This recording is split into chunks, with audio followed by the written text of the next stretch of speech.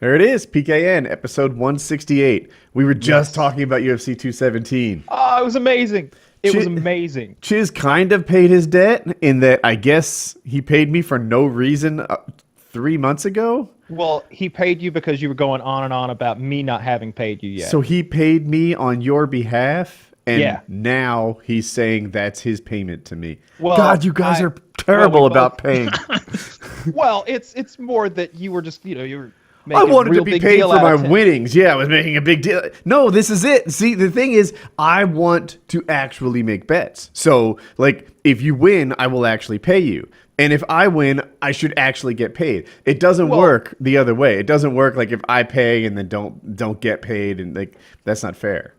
Well, it's never been that somebody was trying to not pay you. It was that last time it was that I had paid you, but you were checking the wrong PayPal. Well, I told you which PayPal to pay. Is that true, or is that fake news? Well, I wasn't the one operating the PayPal. Yeah, right. I told him Kitty which runs the PayPal to give me, and then Kitty just logged in and paid some other one. So it wasn't really like I fucked up, which is how Kyle just told that story. Yeah, we put the money in your left pocket instead of your right. I'm sorry. I don't even know how many PayPals I have. I click on LastPass and it just goes right. This is not my problem. Well, it is when I say pay me here, and then I check it to see if I'm paid. So I think I'm not paid. I'll put it in your back pocket. You'll put it in the pocket I tell you to put it in. That's how you pay people. I know you like it in the back pocket. That's where it's going. Open the fly, slip it in. That's it. I asked for it in a particular way. No, so Card was fucking excellent. So you haven't paid, Every bit of and it. Chiz kind of paid. Well, you owe Chiz $3. The way it seems. That's so unfair. Apparently, Chiz gave me $13.37, a late payment, back on August 31st. I didn't even notice it. And Chiz, I think Chiz only owed me $5. I don't know. I might owe him $8. Well, see, he was paying you on my behalf because you were talking about the bet so much, and he kind of wanted to move along. Which is As my someone right. who bets very rarely, there's nothing more annoying than like when I'm like, hey, I'll bet you $10 this fucking team wins or something, and then I win the bet, and they're like, I've only got a 20. Here, you just owe me 10. And it's like, no, this isn't now like I owe you money. I should, like, of course I need the 20 to get my 10, but doesn't that bother you a little bit? Like when they don't have enough to pay you exactly. Like It's if I bet totally you $50 unfair to on watch something, Kyle flip and I this gave like you I'm the 100, asshole. Wouldn't right? you be like, oh, now I'm on the hook for 50 to give back to Taylor? Like a little bit, or no? Doesn't even factor into Taylor, I'm clearly not the asshole here. I say pay this PayPal, and I'm the dick because he pays some other one I thought I wasn't paid. And then Chiz pays me for no reason, and now I'm in debt. And like, I don't know. As the mediator, I'm sensing a little dickery all about. Oh, I literally copy and paste the email address into the Skype. $5 here. And then when that's not done, I think I'm unpaid, but really they've slipped it to some other account. That's You guys not need fair. to up the betting total. Like instead of the $5 thing, make it all 50 from here on out. That way it's like Whoa, there's big more spender. pressure to I don't know. Like, I mean that's big spending compared to what you guys are usually betting. I Like, know. 5. I'm saying. Woody just makes it not fun when we bet. You make it not fun. See, it's great. That's so not fair. Woody makes it not fun when I welch on bets. That's what you should be Nobody's saying. welching on bets. That's what You you should just- say. When I welch on You bets, act like I'm Woody a stranger expects payment. who you're never going to see again. When clearly my intention is to get you the money, and you're just you kind of harass us about the bets and make a big deal of it. I and would have paid you at the conclusion of the fights. That's what Lozon does. Lozon and have I, the ref's still making the announcement, and we're getting paid. There's no welching going on. Well, you should bet with Lozon from now on, so you get that money immediately, and you can invest it and start getting your interest off of it. Like I can ASAP. show you my winnings. He made, in fairness to be, Lozon made me sign up for a Venmo account. Are you guys familiar with Venmo? It's No. like Yes. the new PayPal, I guess. It's what all the kids are using. And I was like, $5 PayPal bet, which is our standard like bet, challenge. And he's like, no, it's Venmo now. So now I have a Venmo account with $5 in it, and I don't know what to do or how to handle that. But next bet. Yeah, I didn't like that either when like friends were like, oh yeah, like I'll just put dinner on my card, just Venmo me $20. It's like now I need to download a different app to do something, and then eventually I'm gonna buy dinner and you'll pay me into Venmo, and then I'll just have money in a Venmo account. That what do I do That's with exactly the this? Like, situation. What does Venmo do that PayPal doesn't? Nothing. Oh, 0%. user interface, I think, is the difference. Like, you can send money via text and stuff. So, like let's say that I pick up lunch or something, but we're gonna split it. You can easily just it's so quick and simple to just send me whatever $8.27 via Venmo. And whereas in PayPal, it's like an ordeal. Apparently, I it get takes annoyed almost with a week to pay someone in PayPal. because, You back me up on this, Kyle. I just don't Venmo have is the right away. password. It that's rotates like every week, and I don't have it. And she's been busy, so I couldn't get her to do it. The annoying thing with Venmo is that like you always have like all my friends at least, and I know everybody uses this. They fuck around with it. So like when I use it, I like to do it seriously. So if Kyle bought dinner, I'd be like, all right, $20 to Kyle for food. Because you put in the delivery line what it is. All of my friends send it with either cocaine, prostitution, just made up things that like they think are jokey, but it's like, hey, if one of us wants to run for office later, we're gonna have to explain all of these $4 prostitutes that we're apparently purchasing for one another. These very cheap prostitutes. I'm gonna look Very cheap. Honestly, they all seem to be the same price as a Frisco Melt because that's what they really were. You can go back and check the price of a Frisco Melt from 2016, and they'll confirm that. But yeah, I wish everybody would just do PayPal. Yeah. I I'm a wish big fan everyone would of just PayPal. do one. I'm kind of flexible. My money's in PayPal, but yeah, I don't know. I've never even paid anyone in Venmo. I won my But back bet. to the card. That was one of the best, most entertaining UFC cards they've ever put on. You had 3 belts changing hands, 3. GSP looked not quite as good as he used to, but plenty good to take out Michael Bisping, it seemed. Oh, he won? Yeah, He did. GSP won. Yeah. Cody Garbrandt Lost. and all the lost. And in both the Garbrandt fight and the Bisping fight, I thought they were doing well in their first round. Especially in Cody's. Cody won his first round and kind of 10-8, I think. yeah. I mean, saved by the buzzer there at the end. What's his name is on the ground, TJ, and but Rose comes out and fucking mauls Joanna. Merked It her, was it was very impressive. Joanna looked jerky and twitchy, and she was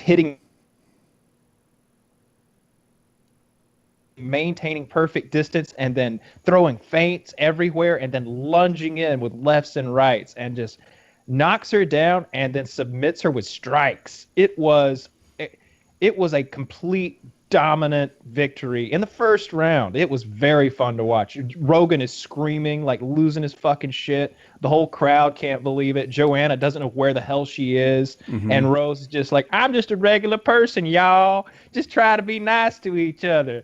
This belt don't mean nothing. Yeah, this is just entertainment. Be nice to each other. That's what's important. It was amazing. I don't know about you. When I watched I like striking, that. That's a good winning speech. What's her name?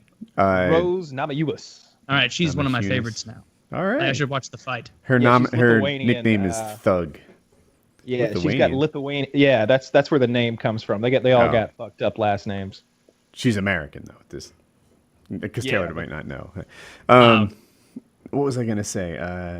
When I watch grappling, I can really tell who's doing well, who's not doing well, who's being slick and getting away with stuff, setting traps. When I watch striking, I mean, I can tell who's punching who. But like, a great example of this: Joe Lozon versus Anthony Pettis. Right, fight lasted about a minute and a half. For like a minute and 20 seconds, Joe was winning, right? He was hitting the guy more than he was getting hit. Everything was going well. And then Pettis saw what he needed to see, and he kicked Joe in like the neck sort of chin area and turned his lights off, right? So who got the better of that striking? Like, you might say like, oh, everything was going well except for that, one kick. Or you might say like, no, that's not how striking goes. He was measuring him. He was waiting until he saw what he needed to see, and then he executed on it.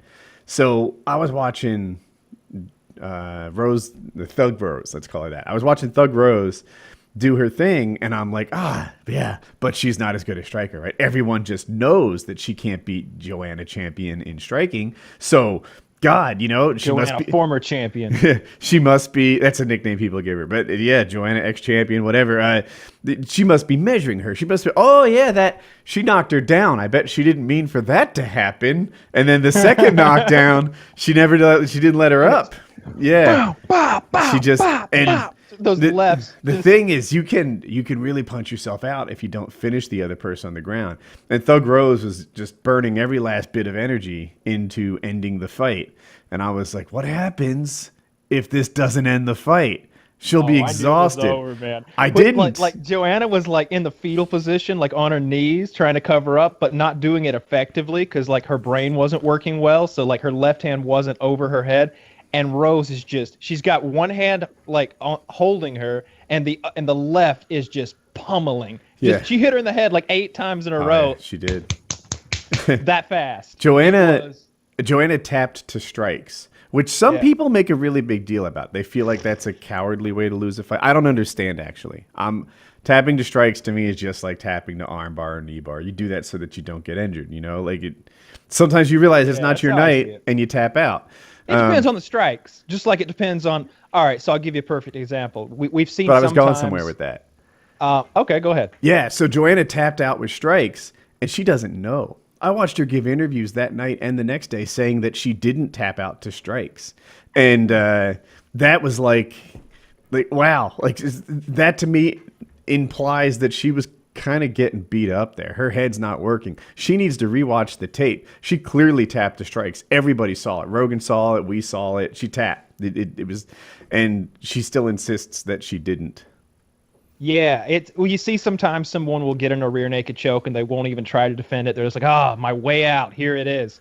And I guess there's people who might do that to strikes as well. Like when the strikes aren't serious strikes. I mean, if in her position though, I didn't think she was getting out of there. And Rose had 20 more of those in her.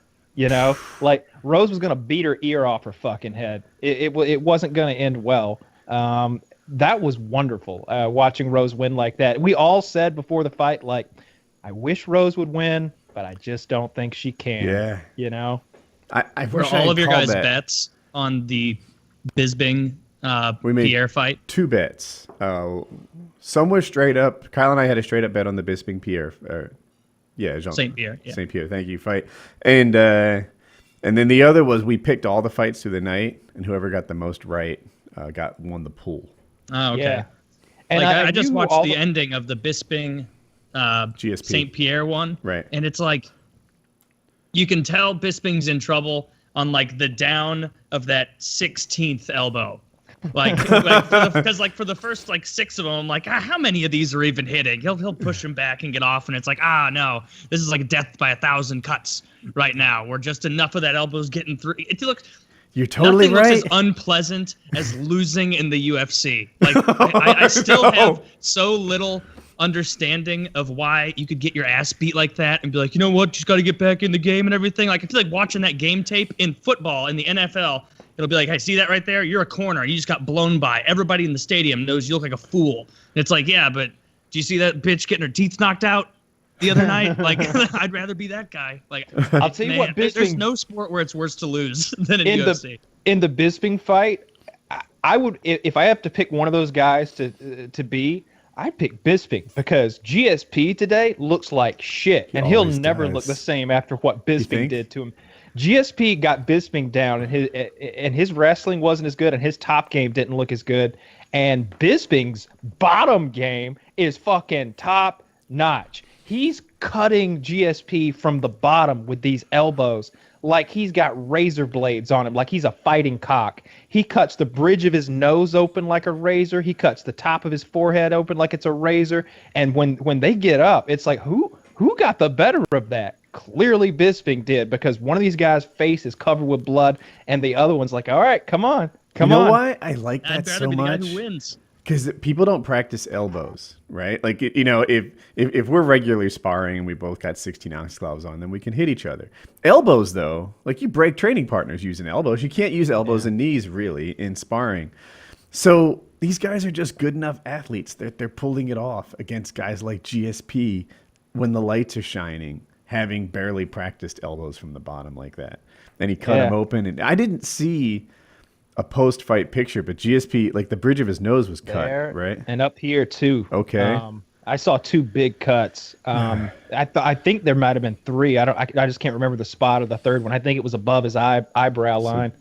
But Kyle's pointing to his forehead as the other cuts if you're listening on audio. yeah, well, I mean, one thing that's sort of telling is GSP wasn't there for the post-fight interviews. He was at the hospital getting stitched up. Bisping's there, like, oh, it was rough, but now I'm gonna go get fucked up at the bar. Yeah, just so if people didn't see the fight, GSP choked him out. He got a rear naked choke on Bisping.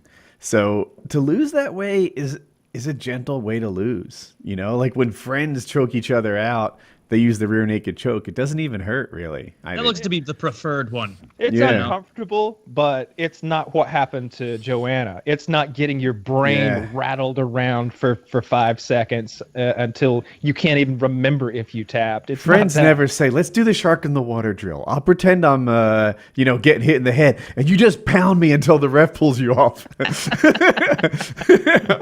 We're going to do that 5x5. All right, ready? No, they use a heavy bag on the ground. We'll go until my arm is tired. Sound good? Yeah. God, but getting your ass the beat first until fight someone of the else's night, arm is tired. one of the,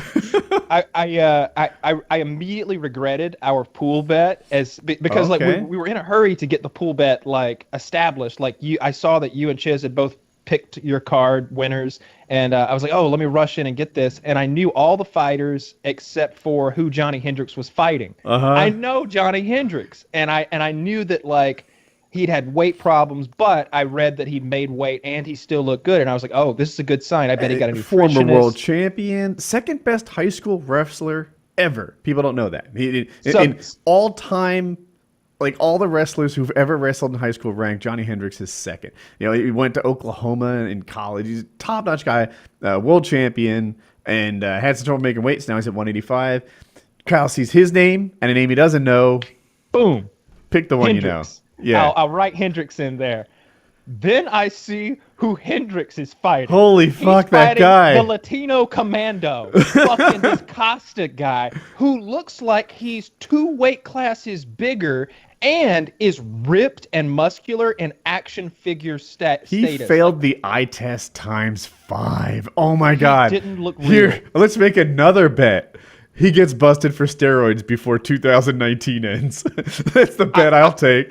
I would be shocked if that guy doesn't get popped in the next year or two. I wanted to test him right then and there and use that to get out of the bet because it was clear. Oh, God. It was like Costa like I immediately wanted to be whoa guys, hang on a goddamn minute. Did you bring there's a ringer in there that cannot be the man who's who the fuck is White Yo Romero in here with Johnny Hendricks? He looks like a power lifter, like a bodybuilder. Like he looks like a guy who's gone for looks rather than effectiveness. And I suppose if the fight had drug on for 4 or 5 rounds, maybe he does run out of gas, but it's a 3-round fight. The other thing is he's Brazilian, and while it's difficult to convict an entire country, a general rule of thumb in the UFC is if they're Brazilian, they're on steroids. That seems to be a trend, and I don't even follow the sport. But every time they're like, oh, man, this new guy, Jose Mandullo, is coming onto the scene. And it's like, and he's out of the scene. Turns out he was taking horse testosterone. Costa, like off the top of my head, I don't know his actual measurements, but he looked 3 inches taller, maybe 4. He looked 5 inches fucking wider. He looked 20 years younger. With a 21-inch waist. And he looked 3 times as good looking. Like all the things we've said. And he's he was the best looking fighter on the card, and GSP's on the card. Like great looking, handsome guy. 20 times in the fight, my wife said that I look like that guy. And I'm like, I am so glad you can't see well. Yeah, right? You said that, and I was like, all right, you do have a similar face shape and everything. But Costa is a Brazilian supermodel. Yeah, I know. It's ridiculous. Like, I immediately regretted that bet when I saw Costa.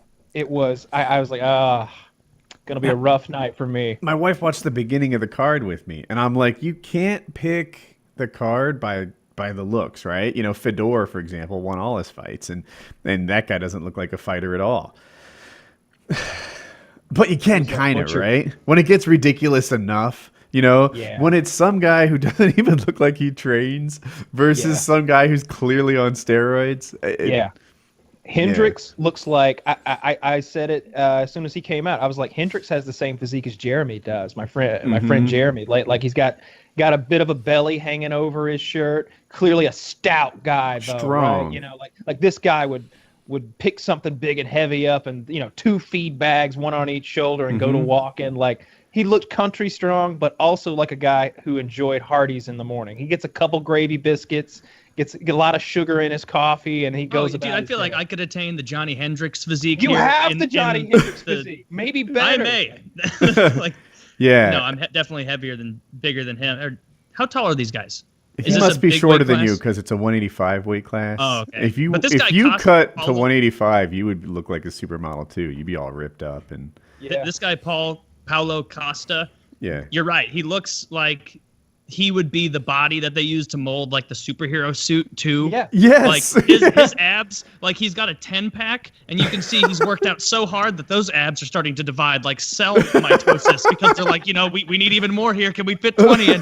Like, you can see chest striations. Yeah. You know, like his like, delts Jesus are Christ. like balls attached to his fucking collarbone.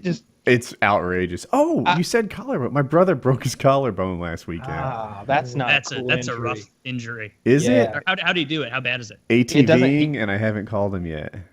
Yeah, because you can't, you know, do anything about it. You just got to put it back in place and then be tender with it. There's no like brace to put on your collarbone. Maybe an arm it's sling. really a difficult one. Like, and it's so painful. A kid on my hockey team broke his because he got checked, and it just, instead of rolling into the check, it compressed him, and it just broke like that. And so now, like, he'll still show sometimes, like, hey, remember when I broke my collarbone? And instead of it being a one-line thing, like, you can see without his shirt on, he's got one normal collarbone and then one where it's slightly shorter because it fused together. Yeah. And at the time, I remember seeing he was like green, like struggling not to vomit. It was so painful. But yeah, that's rough. He was skiing and it happened? No, ATVing, the like four-wheeler ATV. quads. I don't know the best thing to call it.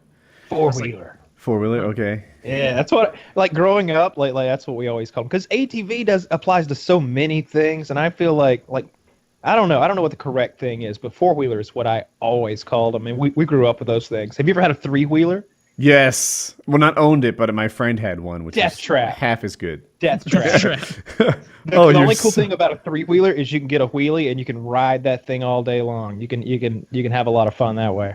We just we couldn't drive or anything, so it was like, I don't know. We could go somewhere, even if it's only woods locations. Like, let's go to the pit. Let's go to the big sand hill. Let's go to this. They all had dumb names. That was the fun part. Let's drive around the pasture, shoot cows with paintball guns. Yeah. Let's go to the woods and build a fort. Don't mind. They don't even know They that barely you're there. mind. They're literally covered in leather. Yeah, they don't mind at all.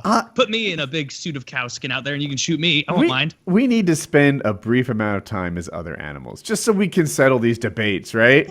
Is it like, Shoot 'em with potato guns. I don't want to dive too down this rabbit hole, but like how do you know they don't mind? Because of the reaction that they have when you do it. Okay, lack of now here's the reaction. thing. Like, I know that needles hurt. And my dogs don't even seem to notice. But I think they hurt just as much on a dog.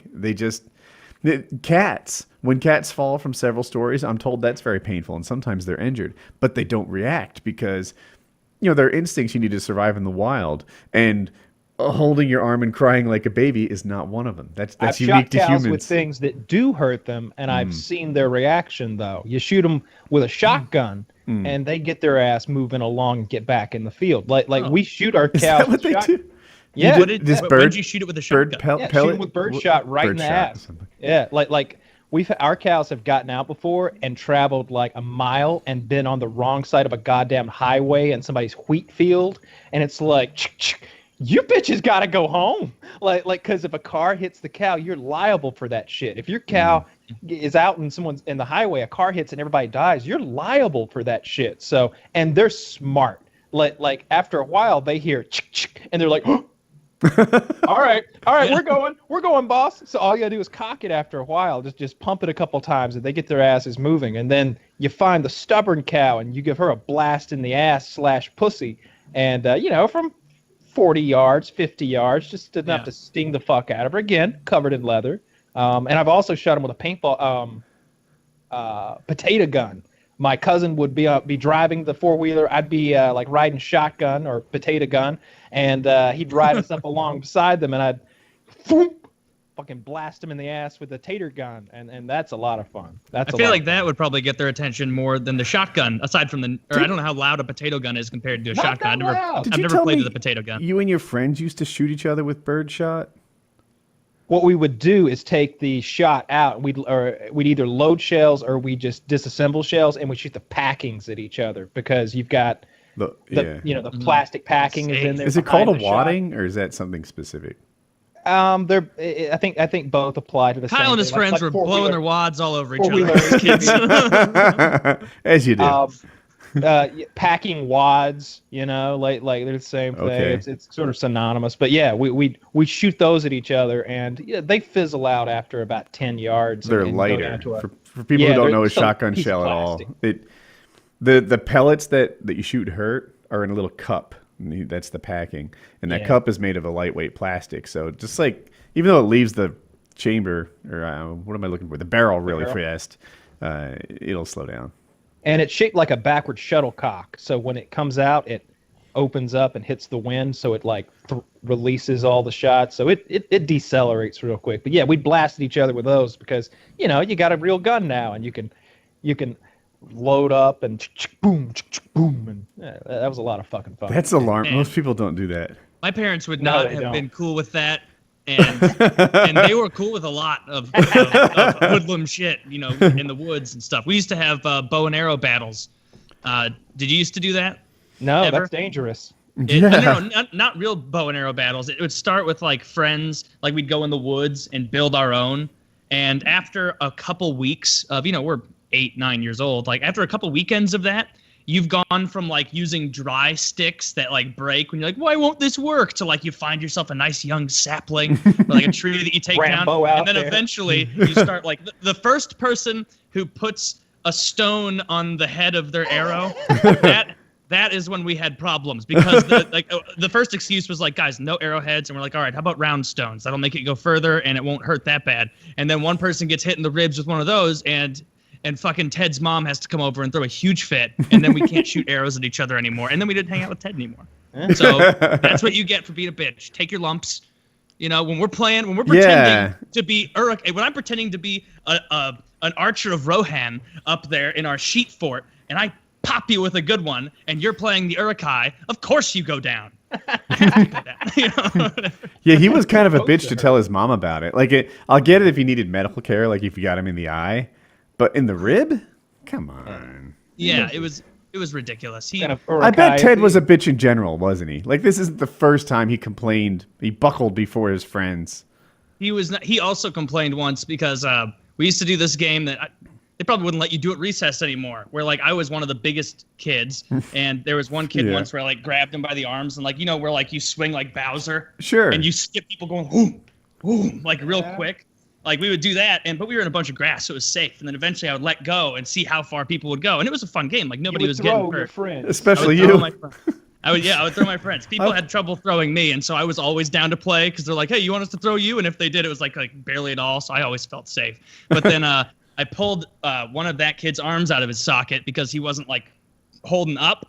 He wasn't doing his part. You don't just like go loosey-goosey while I'm doing this. Like, no, we're having a tight chain here. And so then he got nice to hit puberty at 7. Yeah, I know. He might not have had the muscle mass. We pulled my daughter's arm out when she was 3. I never said you didn't hold up her end of the deal. I learned a lesson, though. These are fair. I learned my lesson partially. I did that also during recess once. Like we had a tire swing, and it was like not the one tire like going vertically. It was the 3 chains, like so the tire was sitting flat. The kind that you could really get spinning. And there was this really nice girl in our grade named Rebecca, and she didn't like to play on the tire swing that much. But just like all the other games, they were like, Taylor, get us spinning, because I was bigger. And so I would get people spinning fast. And I was, of course, you don't have much in your repertoire at the age of 9. And so you're like, what am I good at? Fucking getting people going on this thing. Like, I will. You come to, you want to spin fast? You come to Taylor at recess. I'll get you going. And There's a 12-year-old grown up with none of the responsibility. None of it. I put her on there, and of course, it was like a crowd of kids waiting in line and having fun. And I'm like, all right, Rebecca, let's go. And of course, I wanted to get it going so fast, and I got it going so fucking fast that her legs were like flying out because she wasn't able to like hold her body like in it anymore. Like she was starting, and she was going wobbly. And of course, there's 2 wooden posts that are keeping this thing up. And if you are responsible and you stay tight like you're supposed to, like all the other kids did, you stay pretty much in the center and you just spin so fast. But she, this young girl didn't have the upper body strength, didn't have the core to deal with what I was throwing out there. and so she slowly goes oblong with her body coming out. Oh no. Cracks her head on the wooden beam because of course as she gets off balance it starts rocking. Yeah. So quickly Oh my the gosh. kids left. The end. They were just like, this is Taylor's game. We're not doing this. And so she hit her head really hard. She was too dizzy to go get help right away. Thank God. And so I had the chance. There. And so, no, I didn't leave her. I had the chance to go talk to the teacher first, and I wasn't a bad kid. And so I got to tamp down the situation first. Like, Miss Reeves, honestly, don't freak out. You know me. Rebecca had a mishap, not an accident. Just it couldn't be less of a big deal. Come with me and bring some bandages, And then they took her and she was fine. She went home early that day because she was throwing up from being dizzy too. Hopefully not from a concussion. A little concussion, Taylor. She clearly had a concussion. Yeah. That might be true. I didn't think about that. She was too dizzy to know what was up, and she was vomiting. Maybe concussion. She got to ride the short bus after that, and she preferred it. Have you ever not gone back and thought about something for so long because you thought you had it figured out, and then you go back and you realize the truth? Until this very second, I was always like, God, I spun that chick so hard she vomited, and it was like, oh no, it's because she had a slight head injury. She had a good concussion, man. I was so the opposite. My high school experience, I remember this. It was either the first or second day of high school. So I'm in 9th grade, and the juniors and seniors are stuffing kids into lockers, right? The little ones who couldn't fight back. And I'm looking to my right, and I'm looking to my left, and it's like, these fucking kids are my size. I'm at risk here, It's time for me to get my clothes on, keep my head low, and head over to the people would queue up at the end of the locker room and wait for the bell to ring. And I had to get out of Dodge because Woody-sized people were being stuffed into lockers. I'm glad I never had to deal with physical bullying very much. Of course. What bullying did you have to deal with? Who would bully you? Like a teacher? See, that's the thing. You didn't have to deal with any bullying. You hardly know. You're like, oh no, I had some emotional bullying. You can't emotionally bully someone who can physically bully you. That is fair. Yeah. Yeah. Yeah. I mean, maybe that's why I'm not as anti-bullying as I am. Maybe it's more like, it's not that bad. All you fucking people out there making a scene. It's just to be bigger than the other kids. Check out these jeans I got. Check these out. Oh. This is a PKA first. All right. Oh, those stretchy jeans? These are the pajama jeans. They're pajama pants. They're completely stretchy everywhere. They have an elastic waistband, but they look like nice straight leg jeans. I got them off Amazon for $40, and I'm gonna get some more. This is all I'm wearing from now on. Or it's button. actual sweatpants. It was just the illusion of jeans. Exactly. It's actual sweatpants. They're really stretchy, but they appear to the untrained eye to be denim. They're fucking excellent. It's one of the best purchases I've ever made in my life. This is up there. I went out today in these. What are they called? He can lounge around in pajamas jeans. all day and answer the door and act like he wasn't doing that. Pajama jeans. They're called pajama jeans. I went out today. I went places. I threw a polo on over them. You can't tell as long as you don't see the waistband, which is stretchy. You have to specify for men. For men, yes, because the ladies' pajama jeans they don't. Well, they're for ladies. And if I was a lady, I'd rock a pair of those. They look pretty hot. Those are nice too. Well, damn. Are the pockets fake? No, the pockets are real. That's that's awesome. They've got regular jean pockets, front and back. They've even got the little like miniature pocket in the on the the hip. The real winner. Very very happy about this. It's been. I think I found them. I might order some of these. They're $40. They're excellent. Chiz has a pair too. I think Chiz's arrive tomorrow. Big fan of the pajama jeans. I can't tell you. I'm ecstatic. They came and I immediately I was outside and I was like, oh, pajama jeans, and I just like dropped trowel right there, put them on. I was like, yes, this is the perfect size. They fit. They're exactly what I wanted. Very happy about these. Well, that's good. I've checked out the standings, Taylor. It looks like St. Louis is the second best team in the NHL right now, if you were to go by points. And the Carolina Hurricanes are the third worst team in the NHL right now. I mean, so that really sucks. That's not too good. No. Philly, I haven't kept up with them. They beat the Blues the other night. They played their goalie, Neuwirth, played fantastic. Like he had like 30 plus saves, had a shutout. It was a great game. Well, if they keep that up, they'll hit 500. They will. But yeah, it's been a weird a weird standings thing. Like Vegas is doing really, really well this year. Still somehow. And I'm trying to figure out when they're going to collapse and fall apart. But they're doing better than the Washington Capitals. They're doing better than pretty much every team in the league other than, Jersey. We played Jersey tonight. They're doing great this year. Yeah, knock them down a peg for me, would they're you? 9-3-1. Yeah, I'd like to beat Jersey tonight. But yeah, this season's going so much better than I thought it would because Well, I'm glad Philly gave you a great player. Not be doing well. Yeah, you did. Oh, honestly, Braden Shen, I couldn't be happier. Everybody here already loves him.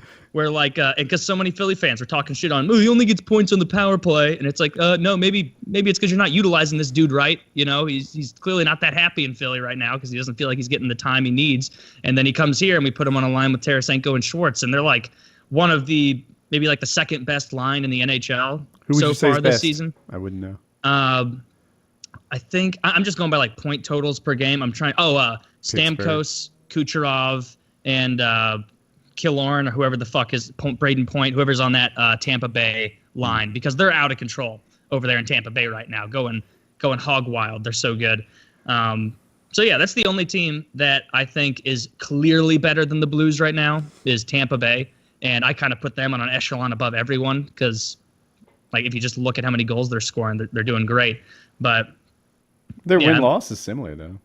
It is, yeah. It's pretty similar, but I mean, their top line is so much better than our top line as far as point production. But who knows? Maybe he'll drop off. I hope remember so. Philadelphia used to have a line. I'm trying to remember. It was Lindros, like Rene, and John LeCue, something like that. And Lacroix. Anyway, they called him the Legion of Doom. They called him the Legion of Doom, and I would get so like, the Legion of Doom is on the ice right now, like it's happening, it's going, they scored. It was awesome, and our players were bigger and stronger than everyone else. Back when Broad Street Bullies meant something, and that was fun too because they were really skilled and they were really big, and it was like nothing you could do about it. And Lemieux threw his body around all the time. He would just break people. Like he had what I remember to be a pretty legal, decent check against. He played for the Coyotes, Jeremy Roenick. And, now he's an announcer and everybody hates him. Smushed his skull, like his jawbones touched or something. Like it was ridiculous. And and it's like, well, yeah, that when Eric Lindros is on the ice, you should move out of the way when Eric tries to check you. Don't absorb that shit. Yeah, there haven't been too many horrible, brutal injuries so far this year, but that just means that we're due for a couple of gross ones. You know, someone to get their finger chopped off. You're probably enjoying how Pittsburgh is totally underperforming so far this year. They have won 8 games, lost 6, and then lost 2 in they're 500. Overtime. Yeah. They're 500, but their goal differential is like one of the lowest in the league. They've let 16 more goals in than they've scored, which doesn't bode well because it means every time you lose, you're not like a 2-3 loss. You're getting blown the fuck out. I know. You didn't like that stat last year. I used to pull it out a lot, and you didn't seem to put much weight in it. Oh, no, it doesn't. it honestly doesn't mean much because what matters is the record. But it is fun when there's a team like Pittsburgh who everybody's so high on, like, oh my god, they're gonna three-peat again this year, and it's like, yeah, they are really good. But then to see them start off badly, it's nice. They lost a player or two who's supposed to be a big deal. I forget the names. They lose their goalie? Did they? Oh yeah, they lost Marc-Andre Fleury. He plays for Vegas now. Their other goalie's been doing fine, I guess, and I'm not sure who else they've lost. They got Reeves from us, Ryan Reeves, our favorite enforcer here. But turns out it's kind of what everybody was saying. They're like, oh, they only love him in St. Louis because they've historically always had an enforcer. And it's like, no, he actually produces and helps too. And then now I look at him doing stuff over at Pittsburgh, and it's like, no, they're right. Yeah, they're regretting this trade right now because he is not very good at hockey. He's just good at hurting people. Yeah. I like that though. I don't know why they did that anyway. Like, I don't know. The Flyers don't have any big beatdown guys. They're mostly a skill team at this point as well, I would think. Like, I wish the that's kind of the Flyers would trend. turn that into a winning trend though. It's all my hockey knowledge is so out of date because I used to follow it a lot. But remember when Jersey came in, they had the left wing lock, and then every team starts like, I know, we'll run 2 forwards and 4 defensemen. That's too many players, but yeah. So they just take their left wing, slide them back on D, and they just played really conservatively, and they won these horrible to watch games. And then eventually, that stopped working well, and teams that could score were beating teams like Jersey, and now they're not so bad. I want teams that can fight to start beating these all-skill teams. I want, oh yeah, these guys are great, but they're a glass cannon. And when they run up against a team, who's willing to check them, then suddenly they turtle up into their shell and stop doing what they can. That's hard to do because you got teams like Chicago or Pittsburgh who are so they're smaller and they're faster and they're very high skill teams. And so if you run a bunch of bruisers out there, the hardest part, if you actually match up with them, you're going to beat their ass. But baiting them into a fight and catching up to them on the ice, most of the time you're just going to go too much for a check because that's your job as a bruiser. And then they're going to, make a skill pass and then that's what they do. Be off to the races. Yeah. That's what they do. But if we could just turn the tide a little bit, make that a thing. We should probably talk less hockey, but a little less hockey. In aviation news, and also Philly sports news. I think he played for the Phillies in baseball. Roy Halladay. Have you heard of him? He's a pitcher. Yeah, he was a pitcher for Philly and a couple other teams. He died in a plane crash today in the Gulf of Mexico. Did you hear about that, Kyle? Yeah. I thought I thought they said Blue Jays. I didn't really care, to be honest. Oh, Blue Jays and Phillies, I guess. Yeah, and He was our ace for a bit in Philly, I think. He was our top guy. And I think he won a World Series. Am I on target there? Do you know? He might have. My baseball knowledge is so lacking. Yeah. Me too, but it just happened. You might know if it was the Cardinals the year they won the series too. Oh, yeah. Maybe. I mean, the Cardinals have won so many. I can't possibly be dragged. Great pitcher. Not much of a pilot, though. Was he flying? Yeah, he was flying. It was his plane. Oh. And, well, Kyle's onto something there. Kyle is onto something technically there. I mean, strike 3. Usually people say wait 5 hours to make jokes. After different time zone. I'm in the clear. I don't know any of the details, but tell me. I'm just going to apply my own aviation knowledge. Did he fly it at too high an altitude without oxygen and then get hypoxia?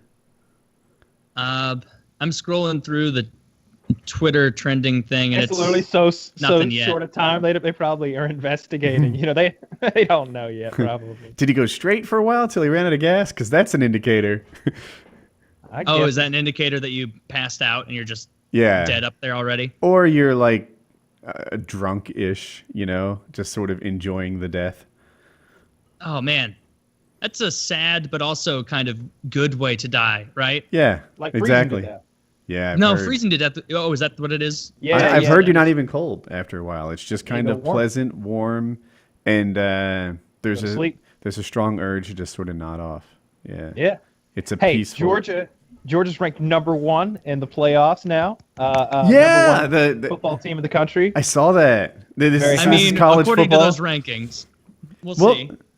Well, number 2 and all and any other kind of ranking that there may be, and we'll be playing Alabama at least once this year.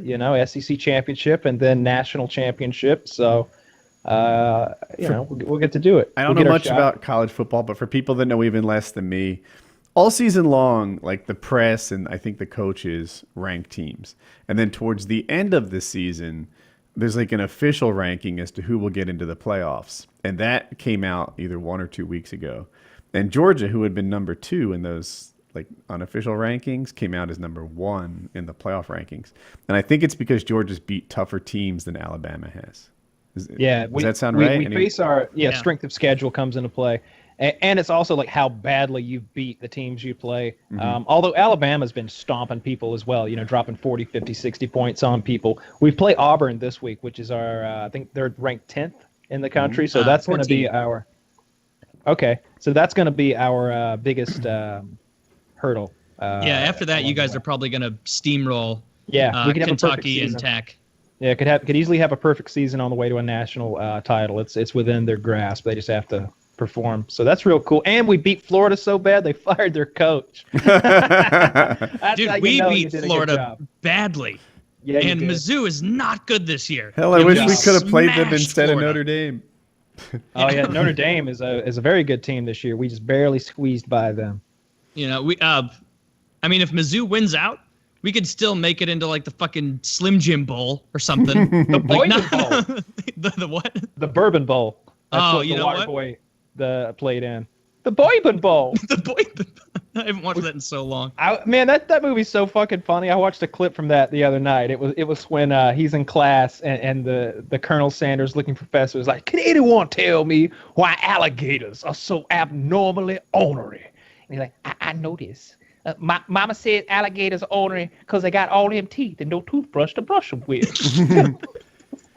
Well, folks, mama's wrong again. No, Colonel Sanders, you're wrong. No, Colonel Sanders, you're wrong. That's one of his best movies. That shit's hilarious. NC State was in it against Clemson, and they were in it against Notre Dame, who are currently ranked 3rd and 4th. But NC State is currently unranked now because close doesn't help much. No. Well, again, you might get to play in some kind of a bowl. And I don't know. Most people don't care about bowl games, but if you're really close to, you get money. Your team gets money, and they get to play on a big stage in front of, a national audience. So that's cool, I guess. They'll get an extra game at the end of the year. Certainly get into a bowl. They're 6-3, so that's they'll have a winning record. Number 20, NC State playing host to Clemson out. Sorry, I'm playing a video. I didn't mean to. So they'll have a winning record, and there's some other things. Like apparently, State fans do a really good job traveling to see the games, and that makes them attractive to like bowl committees. And they have a band, which you'd think is dumb, but apparently that makes you attractive to bowl committees as well. So maybe we'll get in a bowl. Did you watch any of 10 Star? Not yet. I just been watching stupid YouTube videos. Man, I promise you. I've only watched watch the first, 1. give it 10 minutes, and you'll be like, oh, okay, all right, I'm sold. Like maybe it might just be 5 minutes. I'm telling you, like as soon as you dip your toes in this water, you're gonna want a full cup.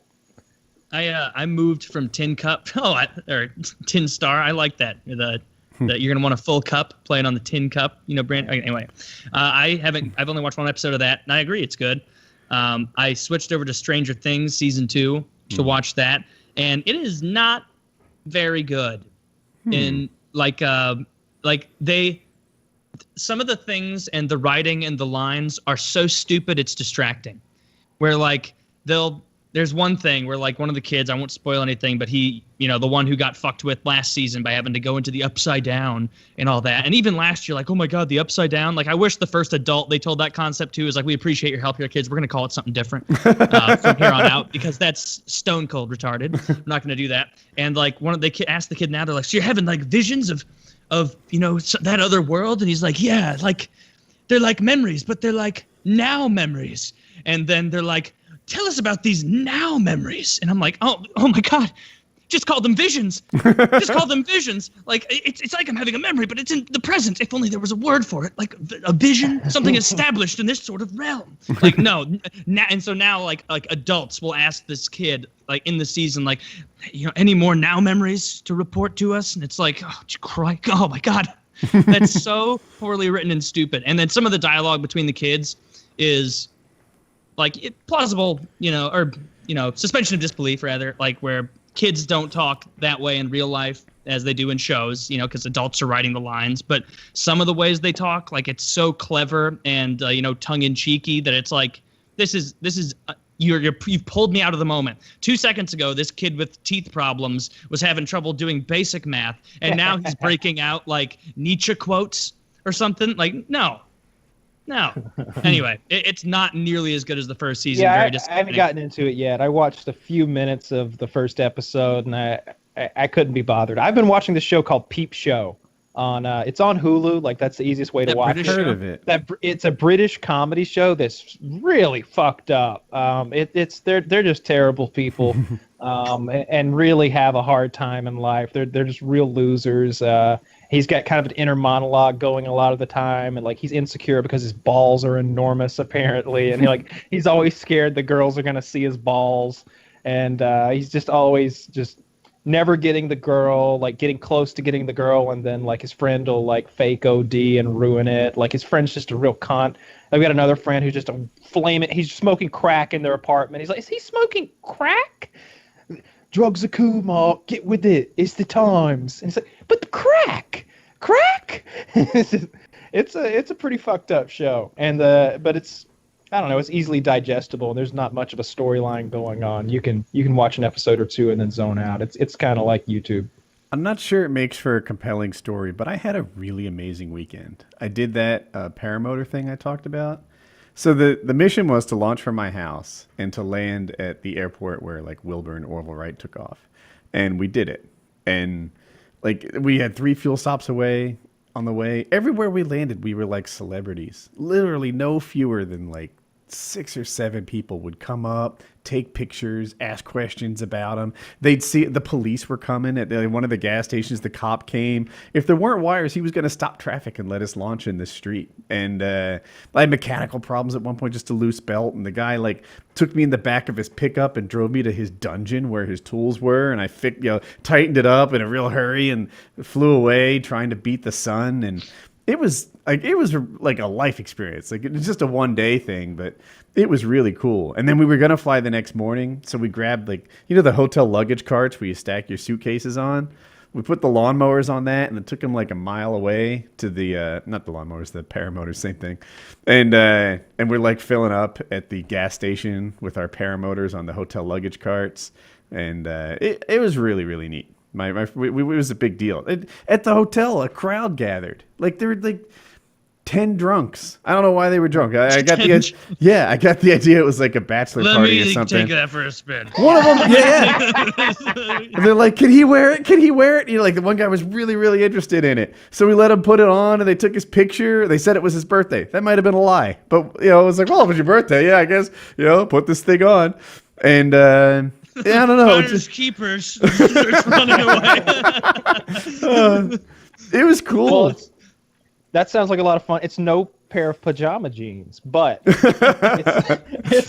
no. I got your pictures and I was like, they did get out the luggage carts. That's hilarious. Yeah, that's funny. It was. So how long was the total flight, like between the time you left and the time you made it back? So we had some mechanical problems. If I were to throw it out, let me just think real quick. From like it landed around 7-ish and we launched around 10, so that's 9 hours. But I bet we spent more than 3 at like fuel stops and stuff. Yeah. So that does sound fun. Yeah, that's really cool. It was neat. And then there were a bunch, everyone else was on paramotors, and we all had the same sort of like, can we believe we're taking these ridiculous machines and doing something semi-useful with them? Like you never do. I launch from my yard, I land in my yard. That's what I do. To suddenly like, even if it was a 4-wheeler, or that's what you called it, right? 4-wheeler? Even if it was 4-wheeler and you're like, you know what? Let's take these things 250 miles to the beach. Like that'd be an adventure. But yeah. Butt fan is, that times 2, I think. So it was a cool thing to do. Yeah, that sounds fun. I have some footage I need to edit up, make a video. So good times. I don't know. I'm still on a high from it. As soon as I got back, like not soon, the next day, I'm on Google Maps. Like, all right, what's interesting within 250 miles from Raleigh? Like that's about as much as I can fly in a day, I think. I'm like, we could go to the mountains. We could go here. It doesn't even have to be that interesting. If 200 miles from here, there was a good diner with a field next to it, I'd make a mission out of it. Did you get your bear spray? Yes, yeah. The bear spray is currently sitting in the cup holder of the golf cart, and as a matter of fact, it's trash day. If I go out there, it could go down tonight. But nice. We have literally, I think talking to him did the trick, and I tried not to be an asshole. Like I said as I told it the first time, I've had an aggressive dog. I'm empathetic to it, but I haven't seen the dog since I spoke to him. So it seems like they've decided, like, I guess we can't have an aggressive dog roaming the neighborhood anymore. That's good. Hopefully you never have to use it. It'd be a good story if it gets down to that. I watched some videos of people using bear mace on different things. Bears. One where a guy used it on a person. It's very effective. I really hope that you get to use it. That'll be fun. If you ever get in like a paramotor race, if you could rig up like 2 cans of bear mace to spray behind you, like wacky racers or whatever, where like you get in front and you just missed the people behind you, like it wouldn't be enough for them to 100% know, maybe what it was, but it would be enough to really upset them. The World Paramotor Championships are going on right now. You've probably been watching it. Caught up. Yeah. But there's this high drama. The French team pulled out. They said it was too dangerous this year, and that's it's fun unlike to watch. them. Well, they're so basically when you push the speed bar, it makes it so that turning is super dangerous, right? Like picture your wing going through the air like this, tilted up. And then to get your wing in its fastest configuration, you sort of straighten it out. But if you pull the brakes, this being the trailing edge, it pulls the brake down a bit. And that has the effect of lifting it and crumples the front of the wing and they crash. So you can't steer while you're in your fastest mode. That's the takeaway from that. And the goal is to race around these pylons in like figure eights. So they go real straight, they go real fast, and then they like quick get off the speed bar and make their turn. Part of the course was over land, which that's not how you're supposed to set up the course. And the French team is like, no, we're all pulling out collectively. We're not going to crash on the ground. Pussies. People are crashing, though. No one's crashed on the ground yet, but I'm watching them just like take these. They fall from like 50 feet in the air into the water. Yeah. And if you're going to get some more viewership on the World Championship paramotor racing, it's like NASCAR. If all of a sudden they were like, whoa, that turn is far too sharp. All right, like we could hit the wall, and you're like, yeah. You will hit the wall. But someone will. On the other hand, NASCAR does do stuff, right? Like all of a sudden it's like restrictor plates for everybody, Hans devices, roll cages, like NASCAR tries to keep the drivers safe. Yeah, and the ratings go down. That's a bunch of bullshit. As soon as I quit watching, as soon as they put those rear-facing wings on the cars, so that when they start spinning, it decelerates them. It's like if the car's going backwards, like flaps pop up to slow them down, and to keep the car from like flying into the air and flipping. That you'll never get those old crazy bullshit crashes where everybody's flipping through the air and like fireballs are going off like that. As soon as I remember when people died. All right, we were watching when Dale Earnhardt died. It was that was a good day.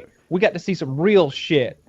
I'm not a NASCAR guy, and I remember watching when Dale died, and the announcers were like, "Ooh, that's a bad one."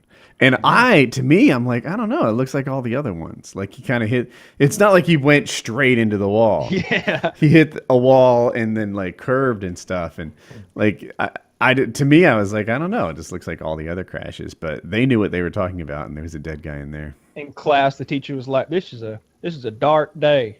This is. You think we're gonna look back on this like we did when Princess Diana died, or when JFK was shot?" And in Georgia, they still do. Yeah, right? Like, dude, you think I see people with trucks with like the number 3 on the back and like remember Dale. forever. Yeah. Yeah, like they commemorate this dead guy on the back of their pickup truck. You know, this guy who drove cars fast. He was an asshole. Was he? They called him the Intimidator for a reason. He hit people. Like, come on. Yeah, it seems like he's like right up your alley for what you wanted in that sport, though, right? Well, if he he's was. called the Intimidator and he would bump people on purpose. Yeah, he crashed people on purpose. Yeah, that's what he did. He was a That's a sort good of point. reckless, aggressive driver. And yeah, who cares? It's a silly sport. They're driving in circles. Yeah, that's got to be one of those sports where it's just all about the environment.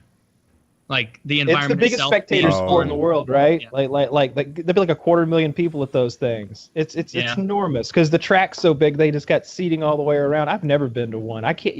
You can't get me to go to a spectator event when I can get a better viewing experience here at home with my television. Like just look at football. But Football's kind of annoying when you don't have the yellow and red line showing you. Like you're so right. But you went to a You just hockey look at the game, guy on the and aren't they side. better in person? Yeah, hockey games are better. That's because of the small rink size, the small playing area, and the fact that you can get right down there on them. Like that Colorado game we went to, that was excellent. Although I was at a Thrashers game and I was like, I don't know, maybe like $20 tickets or something like that, and that was lame. That was much less fun than what Taylor and Shiz and I did. There's a reason the Thrashers left twice. Yeah, they did not put good teams on the ice for the most part. We had a good year that year. And Kovalchuk. the last Hurricanes game I went to, I took notice of a couple things. Of course, there's the skill difference, right? I'm like, wow, they take like 2 strides from blue line to red line. They're to center ice. Like that takes me 5 strides. It's a whole oh my god, why is every stride so effective? The other thing, their ice was really white. Whereas when you play in the beer league, it gets kind of gray or something over the course of the season, and all their uniforms were perfect, like it was the first day they wore them. And meanwhile, mine, they look terrible. They look awful.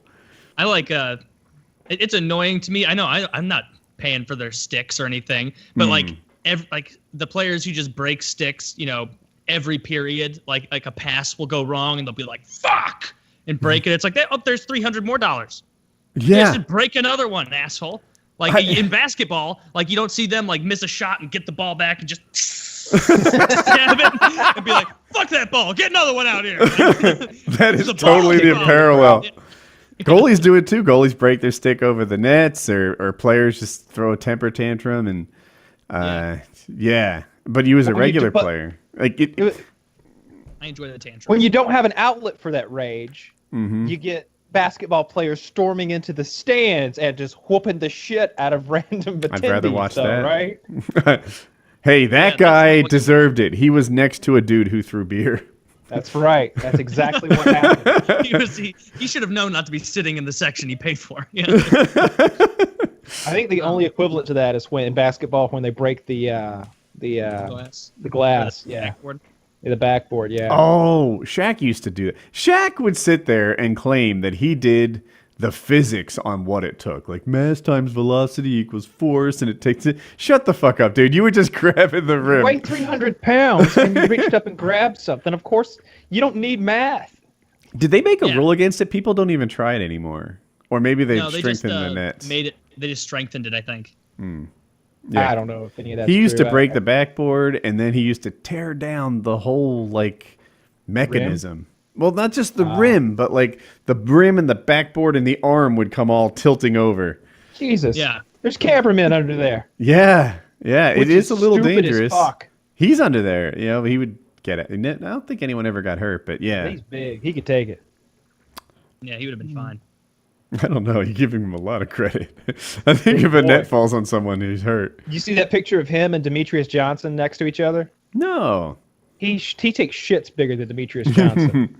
Demetrius Johnson is just barely above Shaq's waist. It's absurd. Demetrius Johnson, for people that don't know, is probably the most skilled, best pound per pound UFC fighter to have ever lived. Right? There's a couple of guys. Man. No, it's GSP. Okay. GSP. Demetrius Johnson, GSP, and Anderson Silva, I think, is the short list. You know, those are the three that people talk about. And but he weighs 125 pounds. So I wonder how big a man he can beat up. John Jones. I think because of strength of schedule, Demetrius Johnson falls behind a John Jones who cheated his way through the whole thing, or a George St. Pierre, because hasn't George won 3 belts now in 2 different weight classes? That's exactly right. Yeah, and John Jones, that's a good.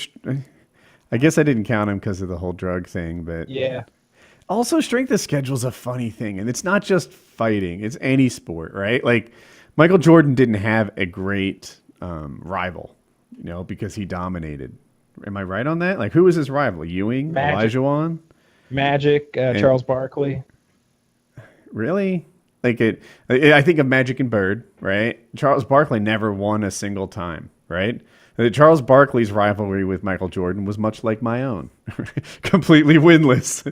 So, and that's kind of, so does that make Jordan less of a player or more dominant? And that's the argument that you could use on the other side of the DJ thing. Like, I don't know. It just seems like we're gonna find out when TJ whips his ass. So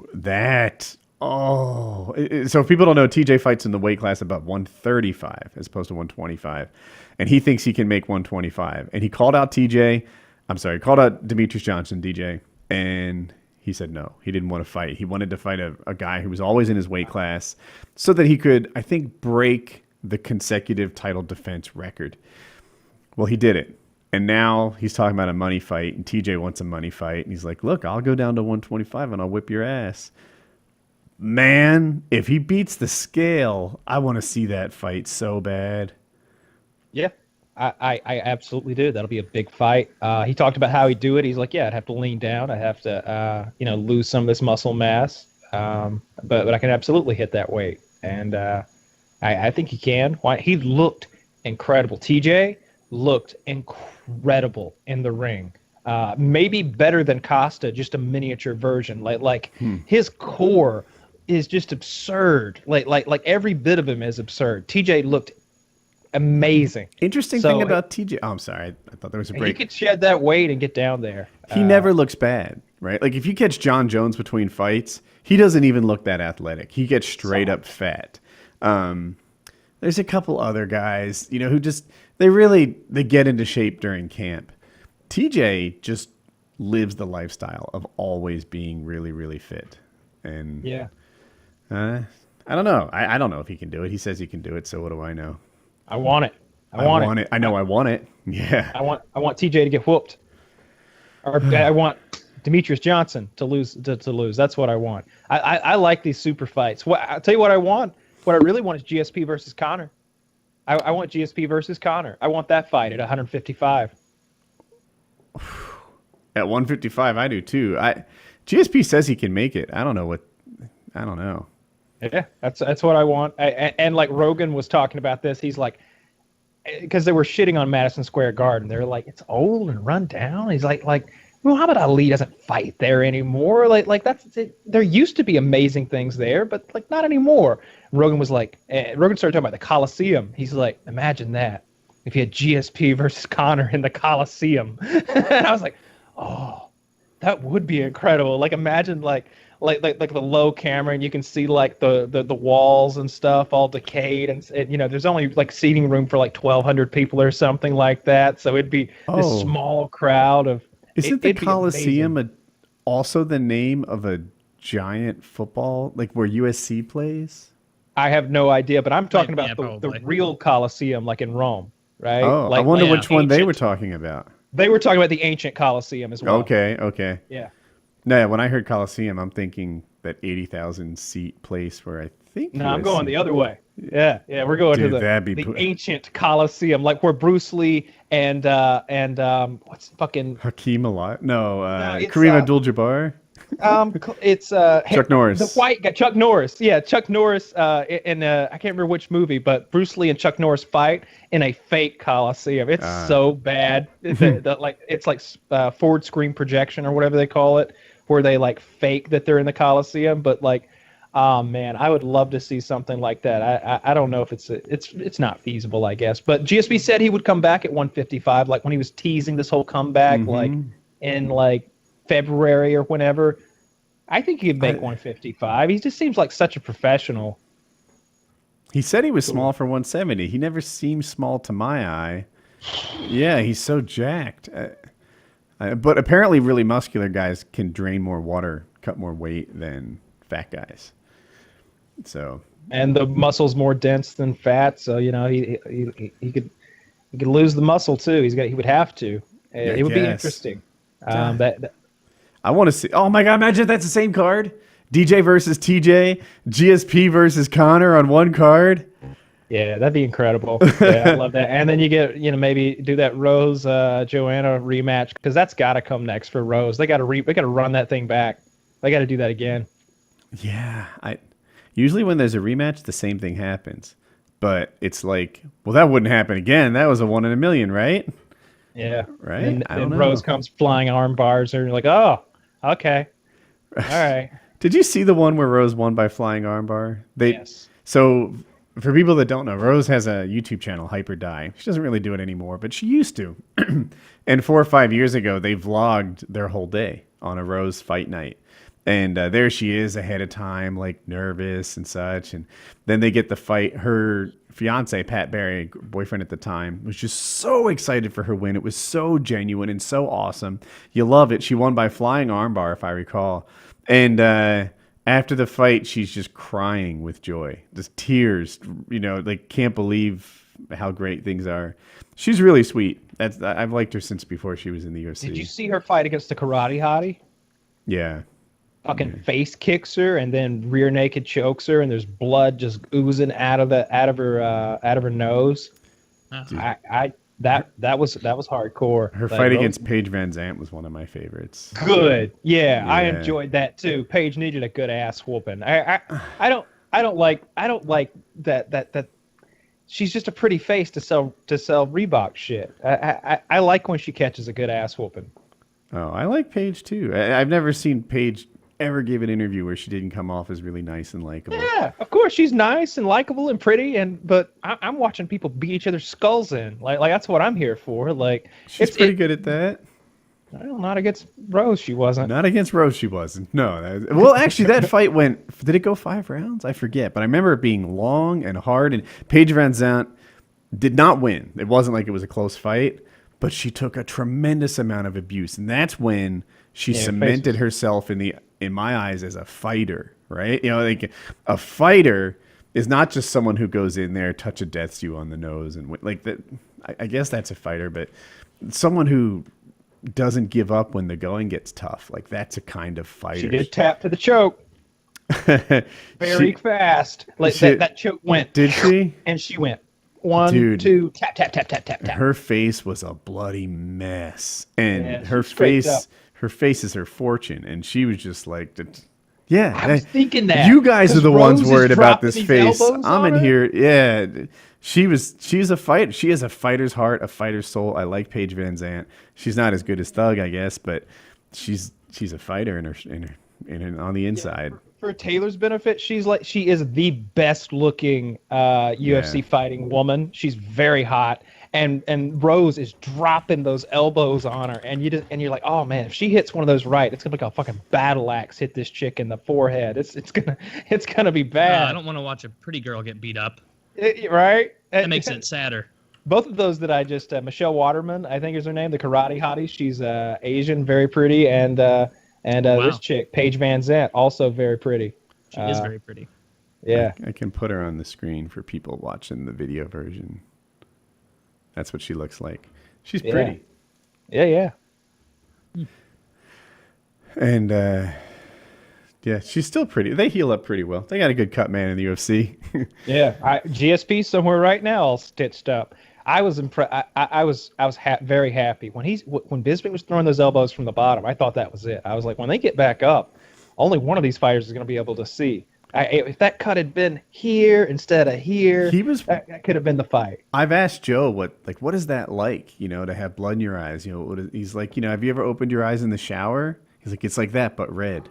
And I'm like, and I used to do off-road racing a tiny bit, and I've had mud in my eyes, like a really liquidy mud, and the same sort of thing. Like it's mud. It's like looking underwater, but it's brown.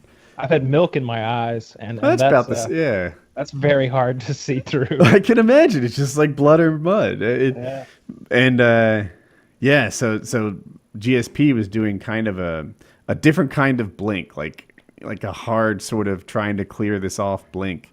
Yeah. And Rogan pointed it out, but he hit Bisping just right, and then he went down and finished him. And if you heard him talk about it afterwards, he gave Bisping some space to get up, and then that exposed his back, and he baited him into being able to take his back. And then he put the rear naked choke on incorrectly, and still made it work.